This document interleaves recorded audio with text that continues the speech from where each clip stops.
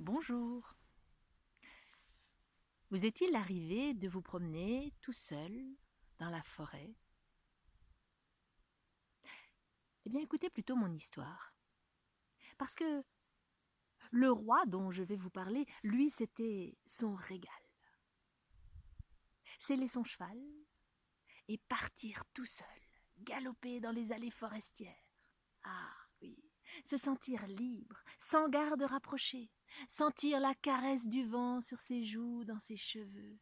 Ça, le roi. C'était son plus grand plaisir.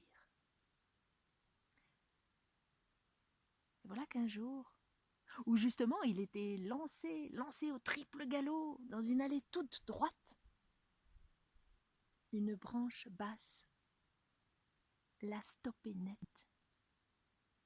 l'a désarçonné, l'a mis à terre, et son cheval est rentré au château tout seul. Là, au château, tout le monde s'est inquiété. Où était le roi?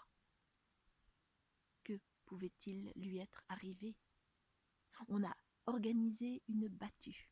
Pas moins de 3 jours on a mis avant de retrouver le roi allongé, déshydraté. Et le verdict: colonne vertébrale rompue. Le roi ne marcherait plus. En tout cas, plus autrement qu'en boitant et à l'aide de béquilles. L'ébéniste royal lui a confectionné une paire de béquilles dans du bois d'ébène, sculptées, avec des incrustations d'ivoire et de pierres précieuses. Et le roi ne s'est plus déplacé autrement. La reine, quand elle était à ses côtés, ne savait jamais comment ajuster son pas. Tantôt elle était trop en avance, tantôt elle était trop en retrait, et ça la gênait terriblement. C'est là qu'elle a eu l'idée de se faire confectionner, pour elle aussi, une paire de béquilles. Oh, des béquilles d'une finesse surmontées d'un petit volant de dentelle, qui ont fait un effet bœuf auprès de ces dames de la cour. Oh, elles en bavaient toutes d'envie, les marquises, les comtesses, les archiduchesses, si bien que la mode des béquilles est née dans ce château. Et un métier est apparu: béquilleur. Oh, il a eu du travail au château. Mais pas seulement, les tisserands aussi, qui ajustaient des jolis petits tissus d'organdie, de tulle, les joailliers, qui sertissaient des pierres précieuses et les incrustaient, les orfèvres, qui ciselaient l'or, l'argent. Même le petit personnel se déplaçait en béquille. Est arrivé le jour du cortège. C'était une fois par année.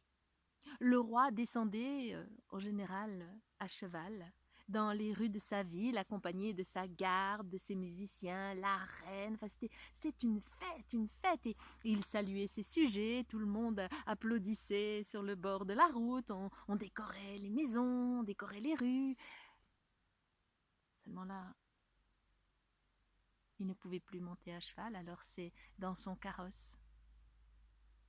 C'est dans son carrosse qu'il a salué ses sujets, parcouru les rues de sa ville, et tout le monde s'inclinait, et tout le monde se déplaçait sur ses 2 jambes. Et tous ces gamins qui couraient à droite à gauche, il avait oublié, puisqu'au château, tout le monde était équipé de béquilles. Seulement ça, il n'a pas supporté, que d'autres puissent marcher, en plus les sujets de son peuple. Aussitôt rentré au château, il a fait éditer une loi qui disait que quiconque ne se déplacerait pas autrement qu'à l'aide de béquilles se verrait la tête tranchée. Alors, qui à l'aide de branches, qui à l'aide de poteaux, de manches à balai, même de cuillères en bois pour les nouveau-nés, tout le monde, du plus jeune au plus vieux, ne se déplaçait plus qu'à l'aide de béquilles.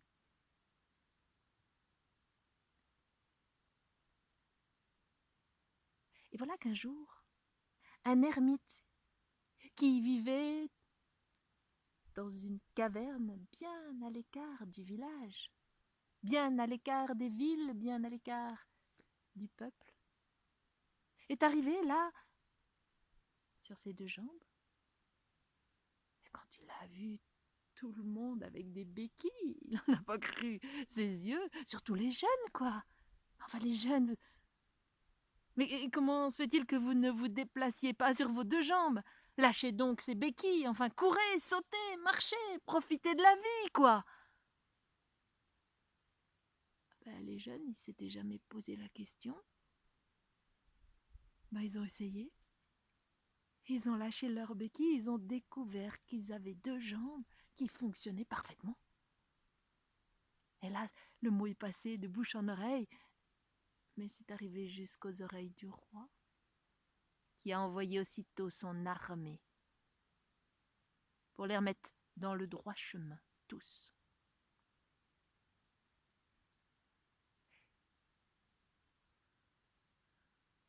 On dit aujourd'hui qu'autrefois, les gens savaient marcher.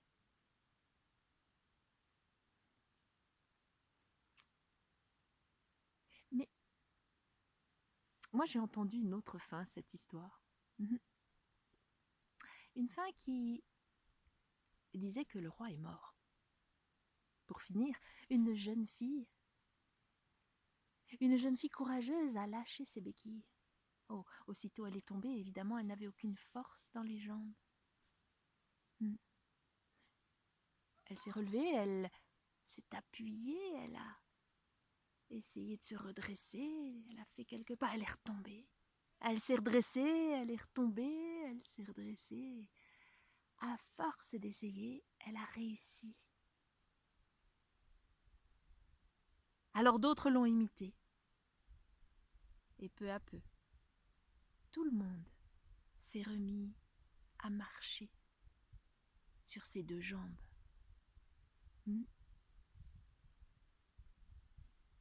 Choisissez la fin qui vous conviendra. Moi, je dois dire que la deuxième me plaît assez.